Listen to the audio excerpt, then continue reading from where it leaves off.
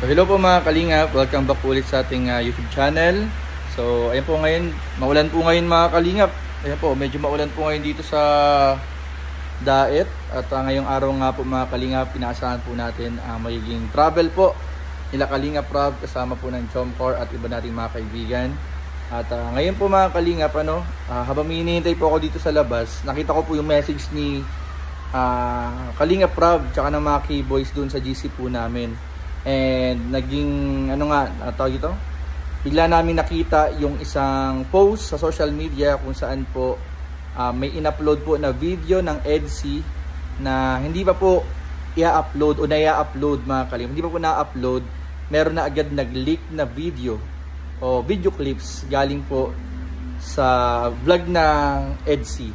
So may nag-upload na po or may naglagay po sa Facebook o sa social media ng isang video clips galing po or na parang nag-i-spoil, ini-spoil po yung magiging vlog po ng EDSI.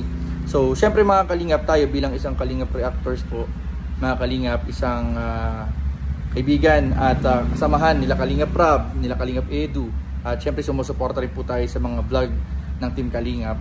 Ay gusto po namin ipaalam mga kalingap na muli ipapaalala po namin sa inyo sa mga nakakuha po ng mga video na hindi pa po na-upload ay bawal po maglabas ng kahit anong video clips sa social media or sa Facebook, sa YouTube nang hindi pa po nakakapag-upload si Kalingap Rob. And as much as possible po, dapat po ay at least 24 hours or pinago na po yung ginawa na po 48 hours bago po tayo maglabas ng mga video clips, pictures sa vlog po ni Kalingap Rob.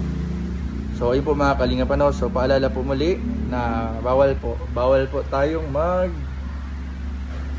ng mga video clips sa social media, sa mga bagong vlog ni Kalingap Rob, lalo na pag hindi pa po ito na-upload.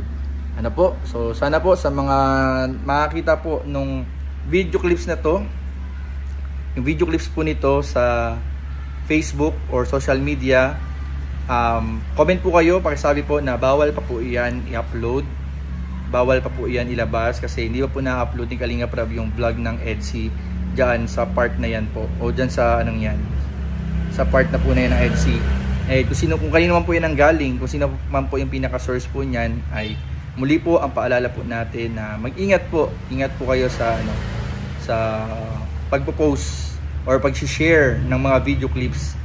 Kasi pag once na share nyo na po yan, hindi nyo na po alam kung kung may upload ba yan agad sa social media. So ayun po mga kalingap, syempre lahat po ng love team, lahat ng beneficiary, lahat po ng binavlog ni Kalingap Rob, lahat ng Kalingap Angels ay sinusuportahan po natin yan. At hindi po natin nahayaan na mag-leak yung mga video clips, yung mga videos nang hindi pa po napapalabas o na-upload ni Kalingap Rob. Kaya ayun po mga kalingap, pag napansin nyo po yan mga kalingap sa Facebook, kung dumaan po yan sa inyong mga pag-scroll, comment po kayo mga kalingap, tulungan nyo po kayo mga kalingap na warningan po yung mga nagpapakalat agad ng spoiler ng mga vlog po ni Kalingap Rob. At warningan po natin, paalalahanan po natin sila na wag muna pong ilalabas yung mga ganyang klaseng video clips, lalo na mga kalingap kung yan ay nanggaling sa ilang mga nakasalamuha ng Team Kalingap. So ayun po, maraming po salamat, and alam ko maunawaan po yan ng lahat.